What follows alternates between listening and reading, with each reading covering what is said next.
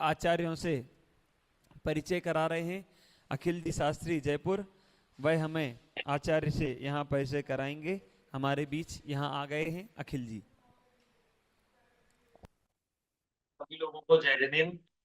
सबसे पहले हम समंतपाद आचार्य के नाम से एक जयकारा लगाएंगे। सब लोग समंतपाद आचार्य की जय बोलेंगे। बोलिए समंतपाद आचार्य की। नहीं, अभी जय हो। सभी लोगों ने हाथ ऊपर किए नहीं। मैं एक और बार बोलूंगा। आपको सभी को हाथ ऊपर करना है। मेरे को सब लोग दिख रहे हैं। बोलिए समंतपाद आचार्य की जय हो। अभी तो आपने समन्वय आचार्य की जय की, लेकिन अब 10 मिनट बाद जब मैं आपसे जयकारा लगवाऊंगा तो आप और जोर से लगाएंगे, क्योंकि आप उनके स्वरूप को जब हम पढ़ेंगे, उनके बारे में जब पढ़ेंगे तो हमें उनकी विशेष महिमा आएगी, तो आपके जयकारे में और उत्साह दिखाई देगा। तो आज हम आचार्य समंतभद्र के बारे में यहाँ से जानेंगे। कल हमने आचार्य कुंद के बारे में जाना था।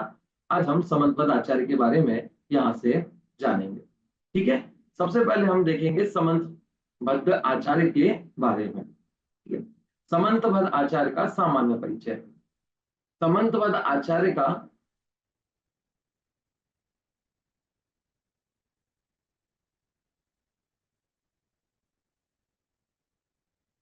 समंतभद्र आचार्य का जन्म दक्षिण भारत में हुआ था। दक्षिण भारत के एक उरगपुर गांव में, उरगपुर नाम का एक गांव है ना, वहां पर समंतभद्र आचार्य का जन्म हुआ था।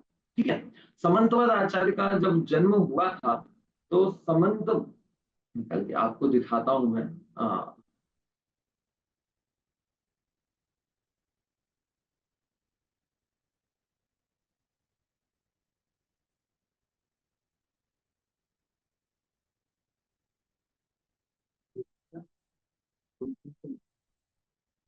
तो रुक क्यों नहीं रहा है?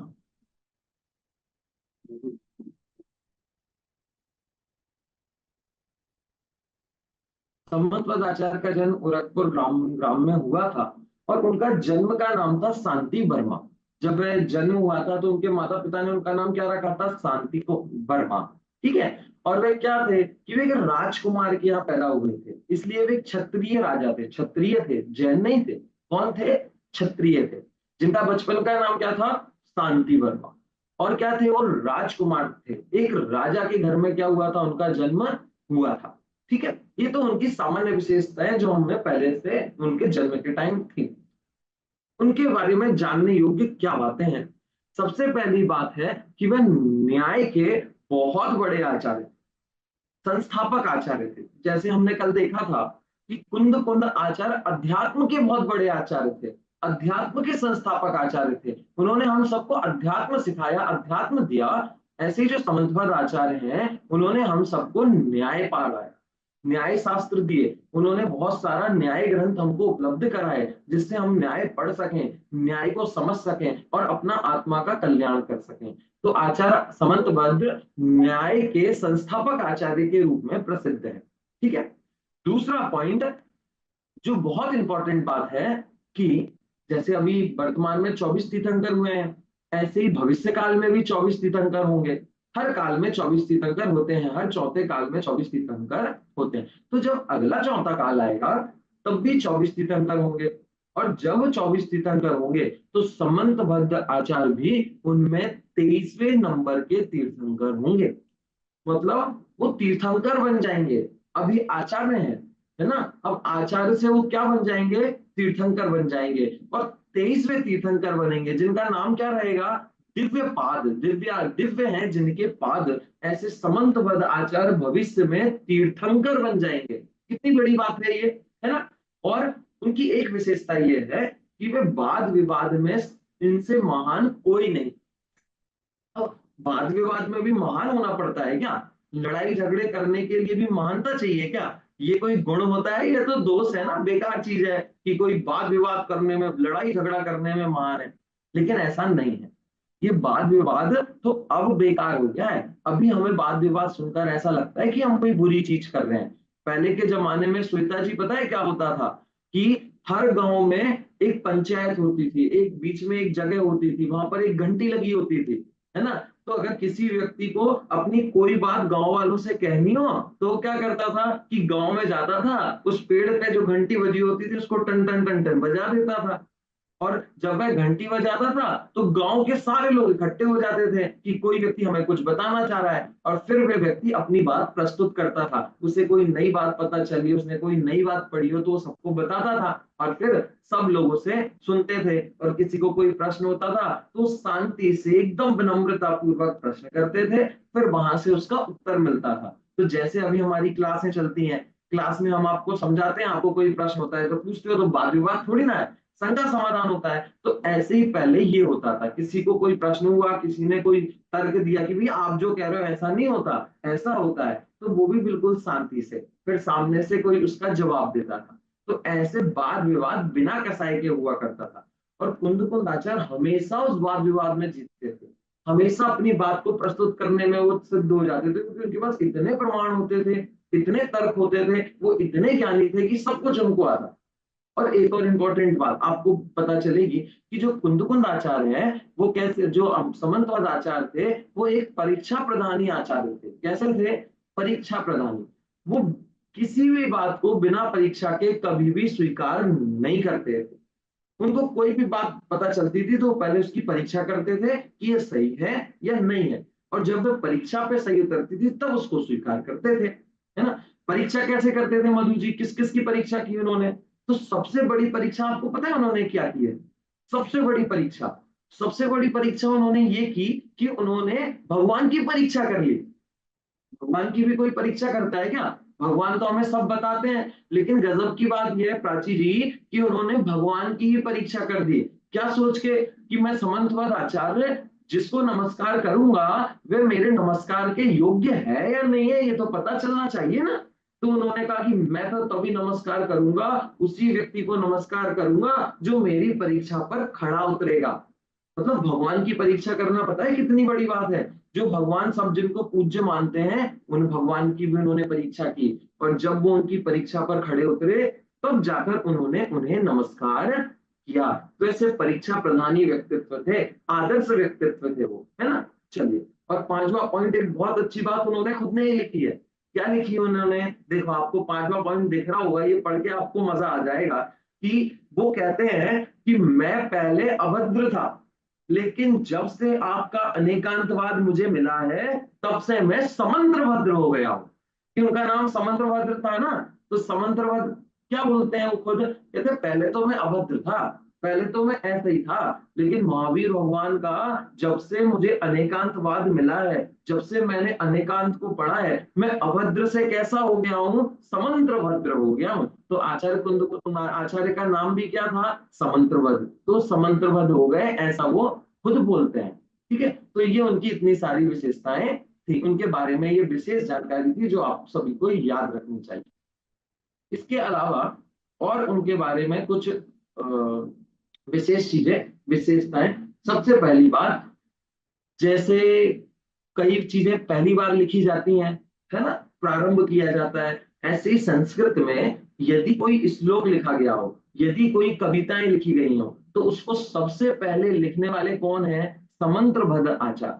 समंत्रभद्र आचार्य से पहले कभी भी संस्कृत में कोई स्तुति नहीं लिखी गई, समंत्रभद्र आचार्य से पहले कभी भी संस्कृत में कोई काव्य नहीं लिखे गए। प्राकृत भाषा चलती थी, और संस्कृत चलती थी तो उसको गद्य के रूप में लिखते थे, पद्य के रूप में किसी ने नहीं लिखा। लेकिन समंतवद आचार्य ऐसे हैं जो सबसे पहले संस्कृत के कवि हैं। कवि यानी पोइट्री करने वाले, पोयम लिखने वाले, है ना, जो कविताएं लिखते हैं, शायरियां लिखते हैं, शायरी तो नहीं लिखते, कविताओं के माध्यम से भगवान की स्तुति करते हैं। तो ऐसी स्तुतियां लिखने वाले पहले कवि हैं। दूसरा, प्रथम स्तुतिकार है, और स्तुति भी इससे पहले नहीं होती थी। भगवान की स्तुति करने के लिए भी पद्य रूप में स्तुति सबसे पहले समंतभद्र आचार्य ने की है।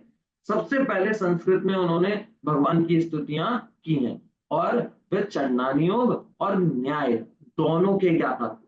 उनके बहुत सारे न्याय शास्त्र भी मिलते हैं और चंडानियोग के शास्त्र भी मिलते हैं। रत्नकंठ सापकाचार्य का नाम आप सब लोगों ने सुना हुआ है ना। स्वप्निल जी, आपने सुना है रत्नकंठ सापकाचार्य का नाम?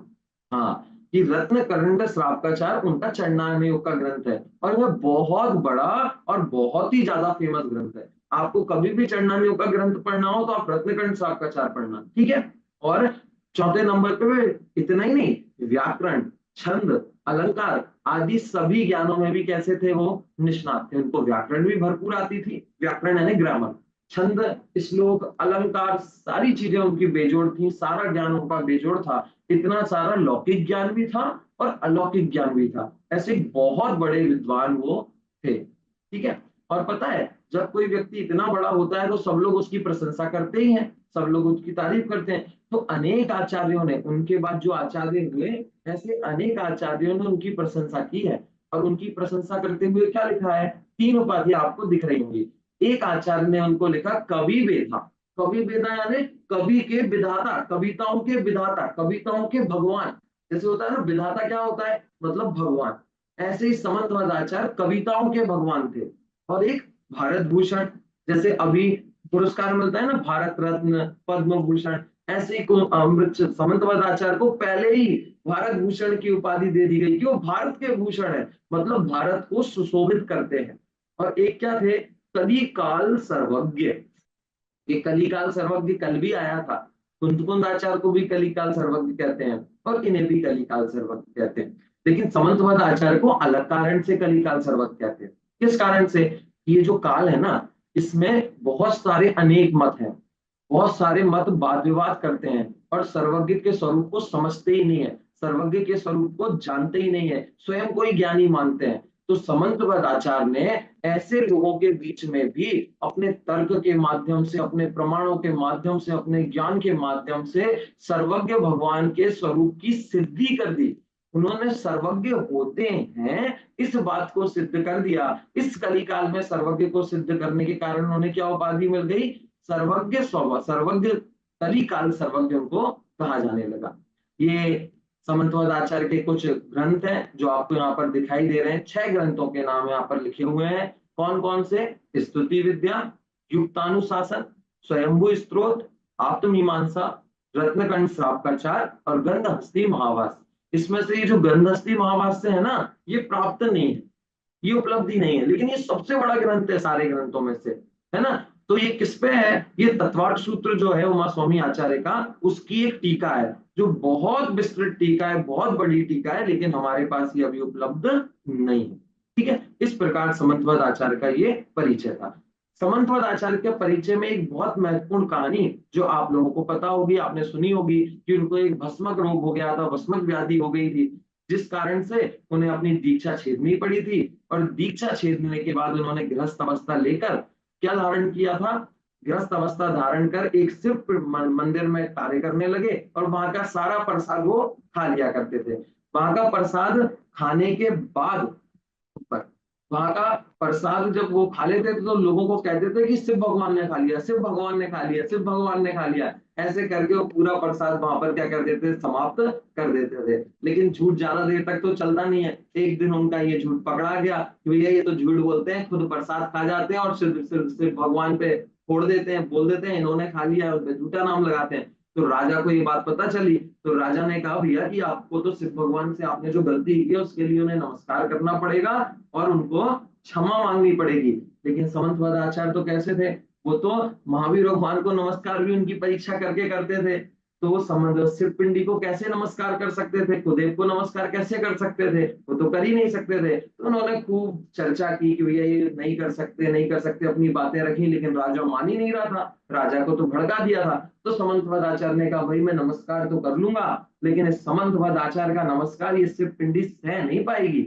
तो ऐसा राजा को हंसी मजाक लगा कि क्या बोल रहे हैं, ऐसा थोड़ी ना होता है। तो उसने जबरदस्ती नमस्कार कराया। तो जैसे ही समंतवत आचार्य ने नमस्कार किया, वैसे ही वो शिव पिंडी फट गई और शिव पिंडी के अंदर से समंत चंद्र प्रभु भगवान की प्रतिमा प्रकट हो गई और समंतवत आचार्य की कीर्ति पूरी दुनिया में फैल गई और सब लोग समंतवत आचार्य का जयकारा लगाने लगे।